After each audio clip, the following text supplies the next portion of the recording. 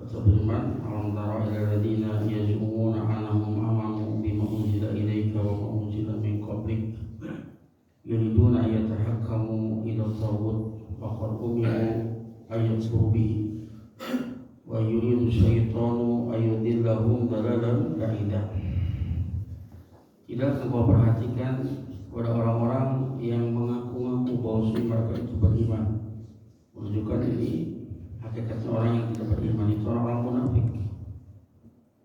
Ya, mereka mengaku bahwa mereka beriman dengan apa yang diturunkan kepadamu dan apa yang diturunkan kepada sebelumnya.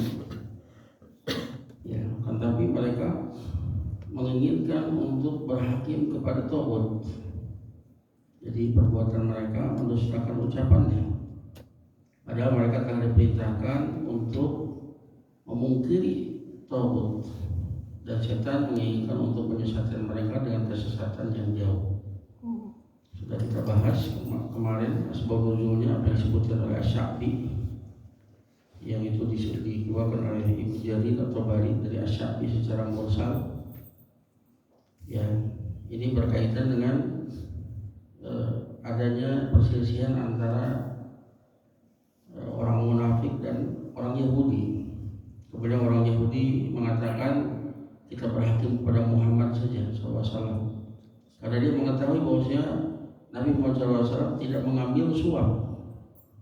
Sementara orang munafik yang tadi mengatakan beriman kepada apa yang dibawa oleh Rasul dan para Nabi sebelumnya, dia mengatakan kita berhakim kepada Yahudi saja, karena dia tahu bahwa Yahudi itu mengambil suap. Maka keduanya sepakat untuk mendatangi seorang dukun di Juhainah. Nah, inilah terkait dengan asbab nuzul dari ayat tersebut, dan ini sudah kita bahas.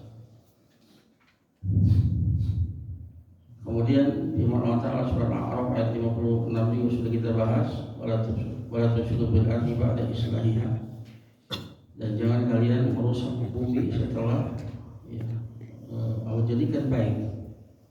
Yang dimaksud di sini, yang merusak di sini ada merusak ya secara hisi, ada secara maknawi. Secara hisi ya secara dohirnya merusak, tapi ternyata sebab terbesar dari kerusakan itu adalah secara maknawi. Itu berupa apa? Dosa, maksiat. Kemaksiatan ini yang menjadi penyebab hancurnya bumi ini. Ya, maka berhukum dengan hukum Allah Ta'ala ini adalah islah. Sementara berhukum dengan hukum selain hukum Allah Ta'ala ini bentuk ifsad, merusak bumi. Ya. Dan kita saksikan sekarang bagaimana kerusakan yang menimpa saudara-saudara kita di Sumatera. Bagaimana Allah Ta'ala menampakkan kekuasaannya. Gak ada yang bisa membendungnya, gak ada yang bisa untuk mencegahnya. Kerusakan yang luar biasa. Bahkan konon sebagian kampung itu hilang. Udah berlalu. Dan semua itu disebabkan karena dosa. Ma'asabakum min musibatin bima kasabat aydikum wa ya'fu an katsir. Tidaklah satu musibah yang menimpa kepada kalian kecuali disebabkan karena tangan-tangan kalian, dosa kalian. Dan Allah mengampuni, memaafkan banyak dosa. Juga firman Allah Ta'ala, wa harapa sadaqal bari wa bahri bima kasabat aydin nas yudhikum ba'da alladhi amilu la'allahum yarji'un. Karena nampak kerusakan di darat dan di lautan disebabkan tangan-tangan manusia, dosa-dosa manusia. Agar supaya Allah Ta'ala merasakan kepada mereka sebagian dari apa yang telah mereka lakukan, agar supaya mereka kembali. Ini Allah harapkan kembali. Dan ayat-ayat Allah yang begitu besar ini Allah tampakkan itu agar supaya kita takut. Karena Allah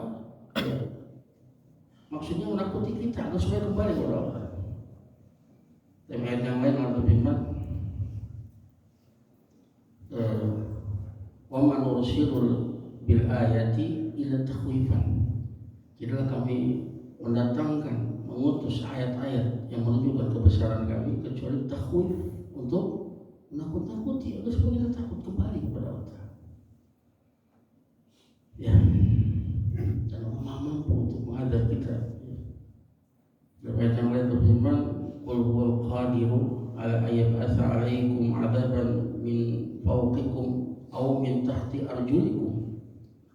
karena Dia yang maha kuasa, maha mampu untuk mendatangkan adab kepada kalian dari atas kalian maupun dari bawah kaki-kaki kalian. Dari atas ya seperti hujan batu, hujan yang terus menerus datang kepada kita, angin yang menghancurkan kaum Ad, yang dari bawah kalian berupa longsor, gempa bumi dan lain sebagainya. Kalau mampu, ini pelajaran bagi kita ya, untuk kembali bertobat kepada Allah Ta'ala. Dan juga ini kesempatan kita untuk melaksanakan firman Allah Ta'ala, ta'awanu 'alal birri wat taqwa, saling tolong-menolong amal dari kebaikan dan takwa. Mereka saudara kita perlu bantuan kita. Mereka hidup dalam kelaparan, haus, kedinginan. Apa yang bisa kita lakukan? Berdoa. Kalau ada harta, kita sumbangkan sebagai harta kita. Ya, irhamu man fil ardi yarhamukum man fis sama. Saya yang di bumi, saya yang di langit akan menyayangi kalian. Wallahu fi awalil abdi maka al-abdu fi awali akhi. Allah akan senantiasa menolong hambanya selama hamba tersebut senantiasa menolong saudara. Tolong. Ya, mudah-mudahan terketuk hati kita untuk menolong mereka. Perhatikan mereka saudara kita. Ya, bayangkan bagaimana sulitnya hidup mereka. Nah, kemudian ya, kita juga sudah membahas itu ya berdua ya. Nah, sekarang kita masuk kepada ayat berikutnya. Apa hukum jahiliyah yahumun? Apakah hukum jahiliyah yang mereka cari? Nah, di sini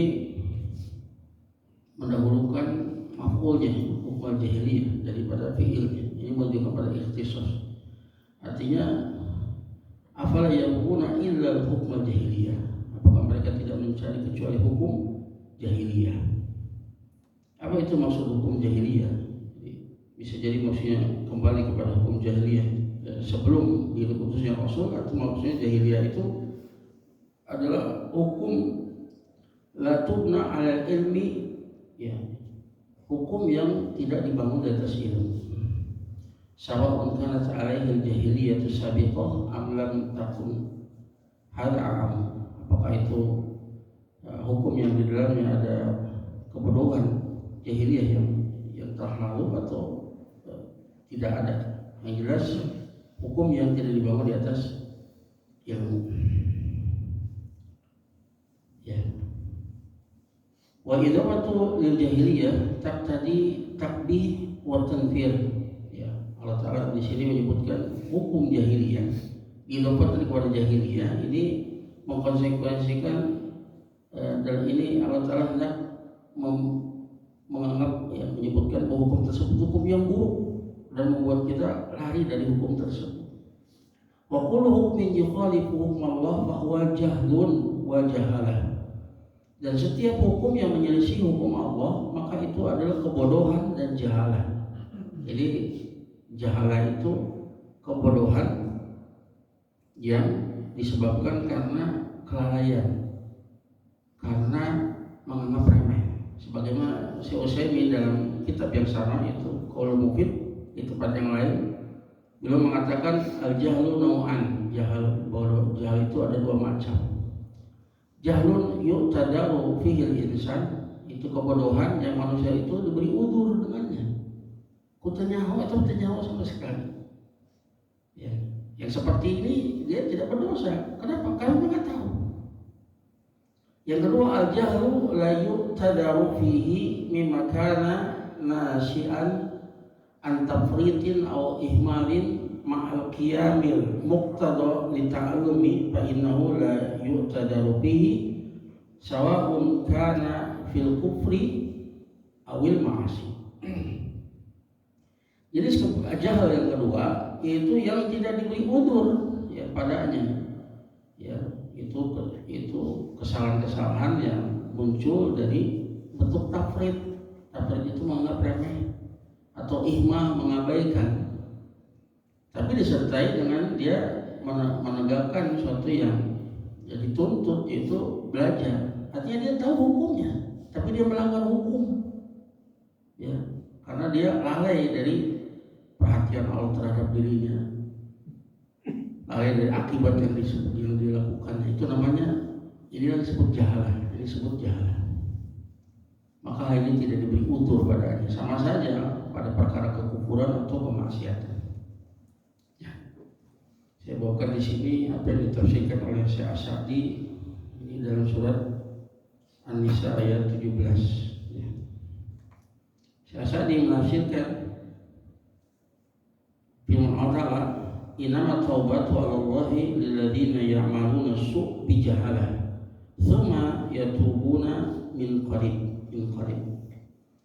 Sesungguhnya taubat yang pantas, ya, yang ditujukan kepada Allah Ta'ala adalah taubat orang-orang yang melakukan kesalahan karena sebab jahalah. Nah, ini bedanya jahil dengan jahalah.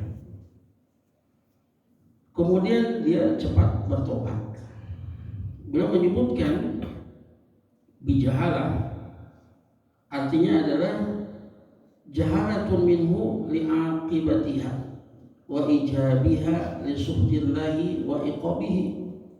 Itu kelalaian dia dari akibat dari amalan keburukan tadi dan konsekuensi dari mendapatkan kemurkaan dan hukuman Allah Ta'ala. Ya. Wa jahlun minhu li nadarillahi wa muraqabatihi lahu.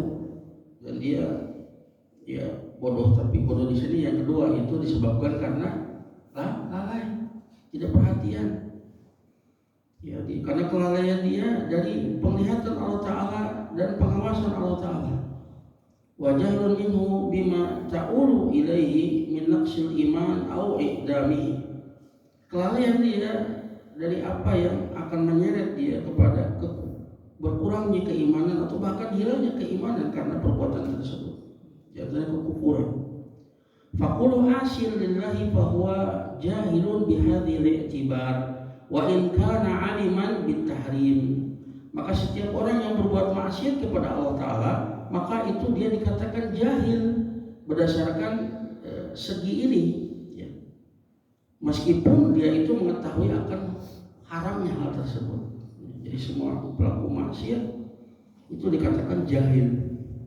Ya, ditinjau dari sisi ini, bahwa dari sisi bahwa dia lalai, bukan tidak tahu hukumnya. Dia tahu hukumnya itu haram, tapi dia melakukannya karena lalai, ya, mengabaikan apa yang menjadi akibat dari perbuatan tersebut. Ya, itu namanya jahalah. Jadi jahil itu ada dua, jahil yang sama sekali nggak tahu. Kalau jahil yang kedua, ini mah tahu hukumnya, tapi dia melanggar karena lalainya dia terhadap akibat dari perbuatan tersebut. Ya, lalai dari muraqabah, merasa diawasi oleh Allah Ta'ala dan seterusnya. Ya. Wa amman ya'malu su'a bi jahlin fala dzanba 'alaihi. Adapun orang yang melakukan keburukan karena kebodohan, maka tidak ada dosa baginya. Ya. Misalkan contohnya apa ya? Orang nggak tahu kalau sesuatu itu haram, marus misalnya, kan baheula masuk nawang marus, orang ngedang, baheula mah terang, jadi hidangan istimewa. Ku terang, kalau nggak tahu maka itu tidak ada dosa bagi dia, tidak ada dosa bagi. Beda dengan jahalah. Kalau jahalah itu tahu hukumnya haram, tapi dia lalai dari akibat konsekuensi buruk dari perbuatan tersebut. Maka di sini sesungguhnya tobat yang pantas untuk Allah terima tobatnya adalah tobat bagi orang-orang yang melakukan kesalahan bijahalah, ya, karena dia tahu hukumnya tapi dia melanggar. Adapun orang nggak tahu, nggak ada dosa bagi dia. Ya. Lakin alaihi an yata'allama, akan tetapi orang yang jahil tadi memang dia nggak berdosa karena nggak tahu hukumnya, akan tapi wajib bagi dia untuk belajar. Ya.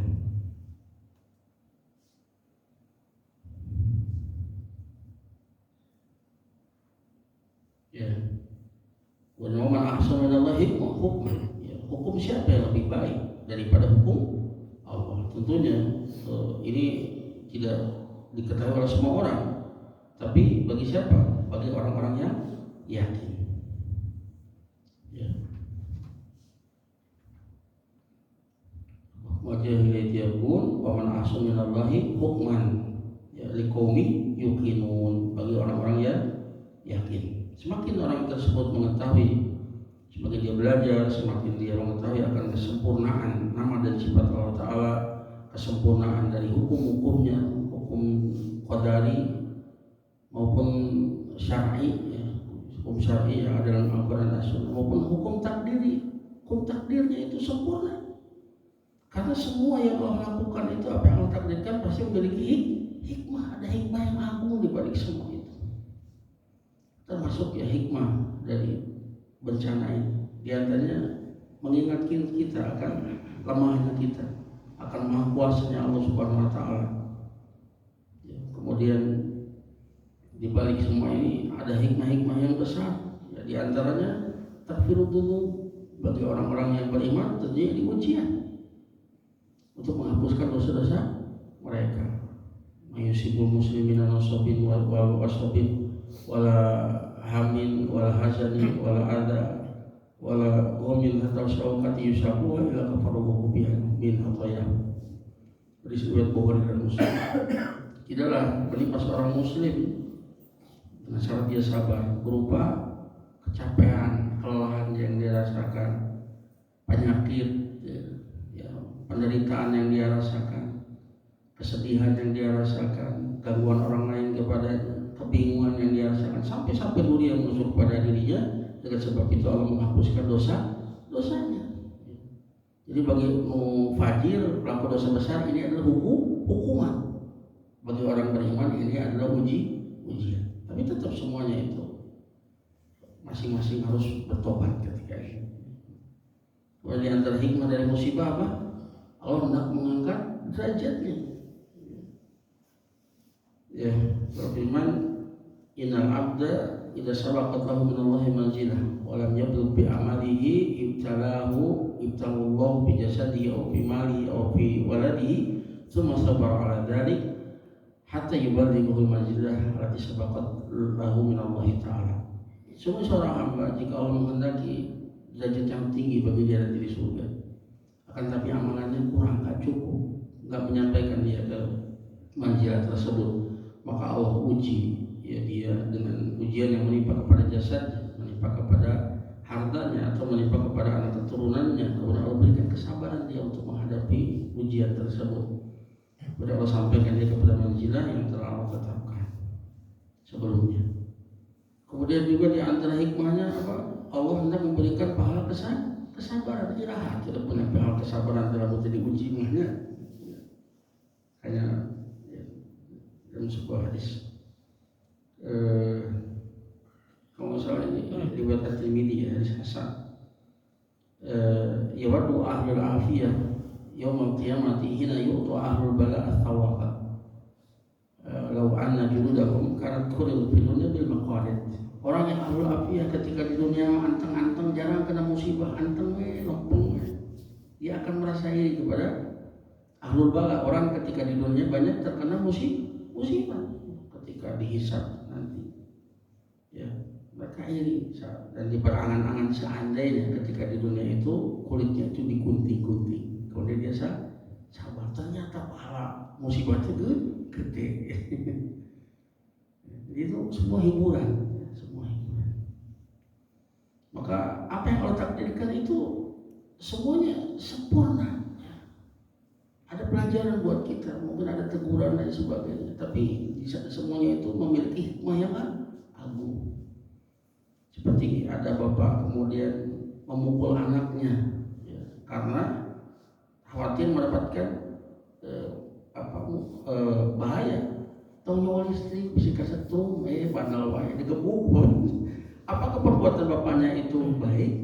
Baik, ditinjau dari tujuannya agar supaya dia tidak mendapatkan bahaya yang lebih besar berupa kematian. Kadang kita perlu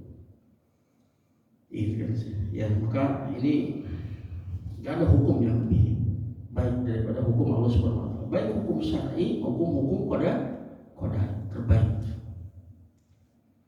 Ya. Kemudian tersisa satu hadis lagi. Itu hadis dari Abdullah bin Umar. Ya, ini diriwayatkan oleh Imam Nawawi mengatakan ini hadis sahih dan kami meriwayatkan dalam kitab Al-Hujjah dengan sanad yang sahih. Rasul bersabda, "La yu'minu ahadukum hatta yakuna hawahu taba'an lima jitu bihi." Tidak beriman salah seorang di antara kalian, maksudnya di sini tidak sempurna keimanan salah seorang di antara kalian sampai hawa nafsunya itu menjadi pengikut dari apa yang dibawa olehku, ya kata Rasulullah. Jadi hawa nafsu itu terkadang disebut sesuatu yang negatif, ya. Sebagaimana firman dalam surat Al-Jasiyah ayat 23 berfirman, "Apa araita man ittakhadha ilahahu hawa?" Apakah engkau tidak perhatikan orang yang menjadikan hawa nafsunya sebagai Tuhan? Nah, ini negatif. Kapan? Ketika tidak sesuai dengan syariat. Maka ini adalah hawa nafsu yang tercela. Ya. Sebagaimana dalam surat Muhammad 14 berfirman, wattaba'u ahwa'ahum, dan mereka mengikuti hawa-hawa mereka. Ini maksudnya hawa-hawa yang menyelisihi syariat. Adapun ya, maka di sini beliau mengatakan lakin idza kana al-hawa taba'an lima ja'a bihi Nabi sallallahu alaihi wasallam kana mahmudan. Kan tetapi jika hawa nafsunya itu menjadi pengikut dari apa yang dibawa oleh Nabi SAW, maka hawa tersebut adalah hawa yang dipuji. Wa huwa min kamalil iman, dan dia termasuk kesempurnaan iman. Artinya gak sempurna keimanan salah seorang di antara kalian sampai dia menjadikan hawa nafsunya itu mengikuti sebagai pengikut dari apa yang dibawa oleh Nabi SAW. Jadi jangan kita mengikuti hawa nafsu ya semata, kemudian tidak mengikuti petunjuk Nabi SAW. Tapi yang benar apa? Jadikan hawa nafsu kita mengikuti apa yang dibawa oleh Nabi SAW. Ya. Hawa juga ya. Hawa, tapi hawa yang terpuji. Nah, wa idza kana hawahu taba'an lima ja'a bi Nabi sallallahu alaihi wasallam lazima min dzalika aywafiqahu tasdiqan bil ikhbar wa imtisalan bil awamir wa sinaban lin nawahi. Dan jika hawa nafsunya itu mengikuti apa yang dibawa oleh Nabi sallallahu alaihi wasallam, maka kemestian dari hal tersebut dia harus menyesuaikan diri dengan apa yang dibawa oleh Nabi sallallahu alaihi wasallam. Ya, dengan membenarkan apa yang dikabarkan oleh Nabi SAW, melaksanakan semua perintahnya, menjauhi larangannya, meskipun itu misalkan bertolak belakang dengan keinginannya. Dia mendahulukan apa yang diinginkan oleh Allah dan Rasulnya. Ya, itu maksudnya mengikutinya. Ya, kemudian waqad sabaqa bayanu anna manittaqada anna hukma ghairillahi musawwil li hukmillahi aw ahsanu aw annahu yajuzu tahakkumu ila ghairillahi fa huwa kafir. Telah berlalu penjelasan bahwasanya barang siapa yang berkeyakinan bahwa hukum selain Allah itu sama dengan hukum Allah, atau dia menganggap hukum selain Allah itu lebih baik daripada hukum Allah, atau dia meyakini bolehnya berhukum kepada selain Allah, selain apa yang Allah turunkan, maka orang tersebut kafir. Memang firman Allah Ta'ala, "Wa man lam yahkum bima anzalallahu fa ulaika humul kafirun." Barang siapa yang tidak berhukum dengan apa yang Allah turunkan, maka dia adalah orang-orang kafir. Kafir di sana adalah kufrun duna kufrin, kekufuran di bawah kekufuran, artinya kufur asghar. Ini merupakan penafsiran dari Abdullah bin Abbas, ya kufur asghar asalnya. Tapi ya kalau tadi ada qarinah istihlal, menganggap halal berhukum dengan hukum selain Allah, kemudian menganggap sama hukum selain Allah dengan hukum Allah, atau menganggap hukum selain Allah lebih baik daripada hukum Allah, maka ketika itu menjadi kufur akbar, mukhrijan minillah, mengeluarkan dia dari agama, maka statusnya kafir. Ya, sekali lagi ini bukan menghukumi persen tertentu, tidak, tapi ini menghukumi perbuatan. Ada persen tertentu, ya ini ada syarat-syarat dan mawani yang lainnya. Yang ini hanya qadi yang kemudian nanti bisa meminta keterangan darinya. Kemudian ditegakkan hujah kepadanya mungkin karena ada syubhat dan sebagainya. Ini masalah yang lain. Wa amma man lam yakun hawahu taba'an lima ja'a bihi Nabi sallallahu alaihi wasallam fa in kana karihan lahu fa huwa kafir. Adapun orang yang tidak menjadikan hawa nafsunya itu pengikut dari apa yang dibawa oleh Nabi sallallahu alaihi wasallam, jika dia hawa nafsunya tidak mau mengikuti apa yang dibawa Nabi sallallahu alaihi wasallam itu disebabkan karena tidak suka dengan apa yang dibawa Nabi sallallahu alaihi wasallam, maka dia kafir. Ya, kalau disebabkan karena tidak suka.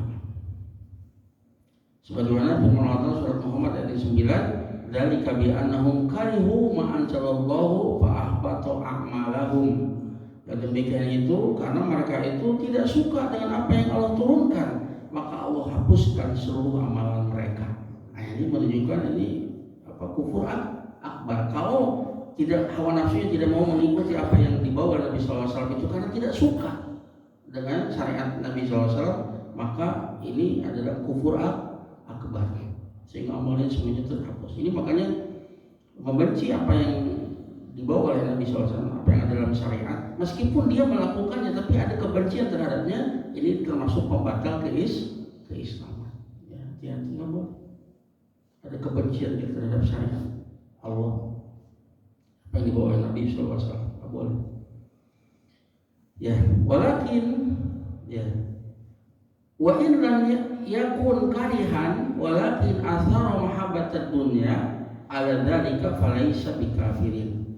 Akan tapi jika dia itu hawa nafsunya tidak mau mengikuti apa yang dibawa oleh Nabi SAW, bukan karena tidak suka dengan apa yang dibawa Nabi SAW, bukan tidak suka dengan syariat ini, akan tapi dia lebih mendahulukan kecintaan terhadap dunia daripada mengikuti apa yang dibawa Nabi SAW, maka orang tersebut tidaklah kafir. Ya, ini mah bukan menganggap membolehkan, mengistihlal atau menganggap hukum Allah itu sama atau hukum buatan selain Allah itu sama atau lebih baik, tidak berkaitan seperti itu. Hukum Allah yang terbaik, yang paling ideal, paling maslahat, akan tetapi dia tidak mau mengikuti itu karena dunia. Ya. Maka orang tersebut tidak kafir. Lakin yakunu naqisul iman, akan tapi orang tersebut kurang imannya. Tapi tidak sampai kafir, hanya kurang imannya. Karena yang menghalangi dia untuk mengikuti syariat ini, apa yang dibawa Nabi SAW itu karena motivasi dunia. Alamun dibagikan misalkan bagi waris lidzakari mislu hadil unsayain, untuk laki-laki bagian dua perempuan. Tuh senang teteh atau mungkin itu masih utik gitu. Yesus sarwakeun. Kalau itu motivasinya karena dunia yang loba, maka itu tidak sampai kepada kafir. Hanya dia kurang imannya. Ya dosa besar saja. Ya, mungkin itu yang bisa saya sampaikan terkait dengan tahakum, berhakim kepada selain Allah dan Rasulnya. Dan sudah kita sebutkan bahwa Allah yang berhak untuk membuat hukum. Dia penciptanya, dia pemilik alam semesta. Dia berhak untuk membuat aturan di alam semesta, di kerajaan. Gak boleh seorang pun yang melanggar hukum tersebut. Sebenarnya siapa yang melanggarnya, dia akan menghukumnya. Nah, ini kan logis, pantas. Dan masuk makanya ini termasuk rububiyah Allah Ta'ala. Dia berhak untuk menetapkan hukum. Adapun semua makhluknya tidak boleh melanggar hukum yang telah Allah tetapkan. Dia penciptanya, dia pemiliknya, dia yang mengaturnya. Kemudian ketaatan kita terhadap hukum Allah Ta'ala ini masuk kepada tauhid uluhiyah, mengesahkan Allah Ta'ala, ketaatan kepada Allah dan Rasulnya. Dan ketaatan kepada Rasul adalah ketaatan kepada Al-Mursil yang mengutus, yaitu Allah Subhanahu wa Ta'ala. Maka man ata'a Rasul faqad ata'a Allah. Barang siapa yang mentaati Rasul, maka sungguh dia telah mentaati Allah. Sesungguhnya itu satu paket. Ini satu paket ketaatan yang mutlak itu kepada Allah dan Rasulnya. Ya, itu yang bisa saya sampaikan terkait dengan bab ini. Sebelum tutup, pada ada pertanyaan, silakan.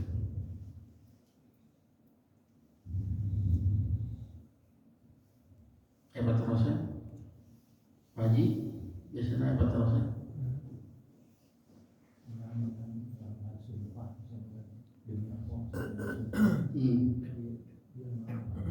Menganggapnya itu kalau misalkan dia melihat ada yang lebih maslahat, itu boleh dia melanggar, boleh. Misalkan apa ya, saya bersumpah misalkan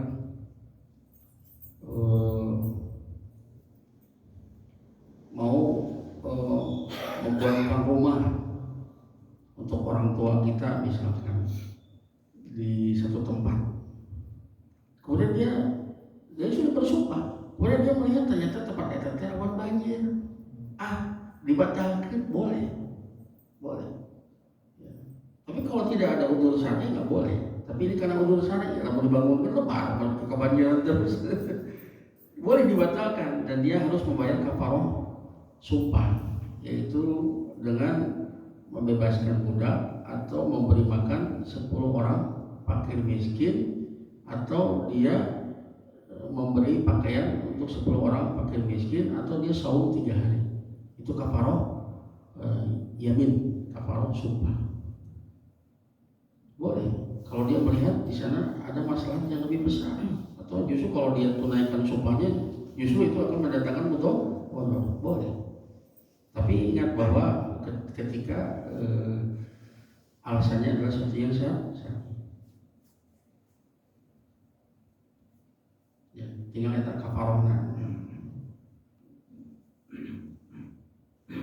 Semua gajian, pembelikan baju petepes beres gajian, waduh mau potongan terjadi ya. Dia tindakan kafarah dan minta maaf kepadanya. Ya. Atau mungkin gajian bulan harap kan. Ya.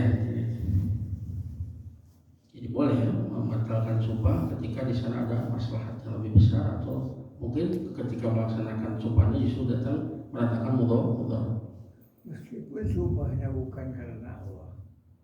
Sumpah harus karena kalau bukan karena Allah tidak. Bersumpah harus dengan nama Allah, nggak boleh dengan manhal fabi gada fakot asor. Barang siapa yang bersumpah tidak dengan nama Allah, maka dia telah berbuat syirik asghar.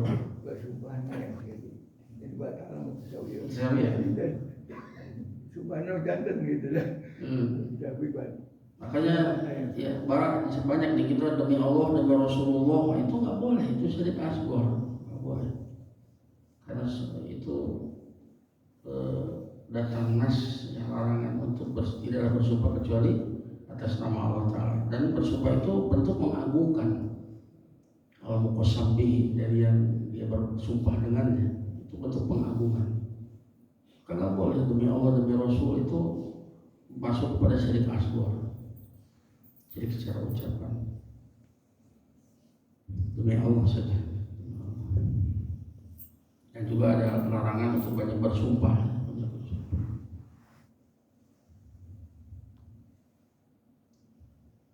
Ya, itu kan tadi.